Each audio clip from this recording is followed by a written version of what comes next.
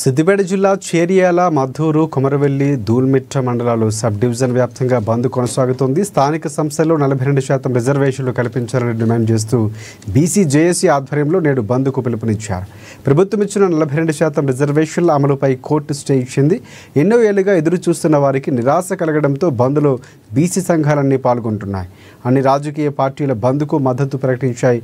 ఇక ఈ బంద్కు అధికార కాంగ్రెస్ పార్టీ సహా ప్రతిపక్షాలు సైతం మద్దతు తెలిపాయి. తమ బంద్కు ప్రజలు సహకరించాలని బీసీ నేతలు కోరుతున్నారు. పిలుపు మేరకు తెలంగాణ రాష్ట్ర వ్యాప్తంగా అన్ని రాజకీయ పక్షాలు కూడా సంపూర్ణ మద్దతు ప్రకటించడం జరుగుతుంది.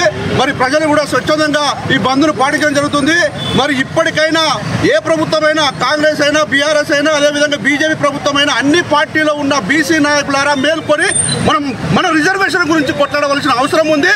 మరి జనాభా శాతంలో 60% ఉన్న మనకు 42 రిజర్వేషన్ ఇవ్వడానికి వీళ్ళకి ఏం నొప్పని అడుగుతున్నారు. కాబట్టి బీసీ నాయకులు అందరూ మేల్కొని ఖచ్చితంగా ఈ రిజర్వేషన్ సాధించే వరకు కూడా అందరం ఒకతాటిపై ఉండాలని, పోరాటం చేయాలని మీ అందరూ కూడా విజ్ఞప్తి చేస్తున్నాం. బీసీ సంఘాల పిలుపు మేరకు తెలంగాణలో, దేశంలో కానీ 42% బీసీలు రిజర్వేషన్ కావాలంటే మా ఉద్యమము ఈ ఉద్యమం కాదు, ఇప్పుడే స్టార్ట్ అయింది. బీసీ మంత్రులు అందరూ కూడా వాళ్ళందరినీ కూడా రాబోయే రోజుల్లో రాజీనామా చేయించి బీసీలు, ఎమ్మెల్సీలు, అదేవిధంగా మంత్రి పదవులు ఉన్న వాళ్ళందరూ రాజీనామా చేసి బీసీ ఐక్యత కోసం పనిచేయాలి తప్ప అక్కడ ఉండి కాదు.